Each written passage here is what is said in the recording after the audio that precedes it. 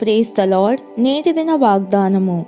నిశ్చయముగా నీతిమంతులు నీ నామంనకు కృతజ్ఞతాస్థుతులు చెల్లించెదరు. యథార్థవంతులు నీ సన్నిధిని నివసించెదరు. కీర్తనలు 140:13. ఎవరు నశించిపోరాదని దేవుని సంకల్పం. దాని అర్థం ఏమంటే ప్రతి ఆత్మ దేవుని దృష్టిలో ఎంతో ప్రశస్తమైంది. అందును బట్టి గడిచే ప్రతిరోజు క్రీస్తు రాకకు దగ్గరవుతూ ఉన్నామనే గ్రహింపుతో సమయాన్ని సద్వినియోగం చేసుకుందాం. అందును బట్టి వెళ్ళండి, ప్రకటించండి, బోధించండి. సమస్త గోత్రముల నుండి, ఆయా భాషలు మాట్లాడు వారిలో నుండి, సమస్త ప్రజలలో నుండి, ప్రతి దేశంలో నుండి ప్రజలకు బాప్టిజం ఇవ్వండి. ప్రార్థన. తండ్రి, ఎవరు నశించిపోవడం నీకు ఇష్టం కాదు.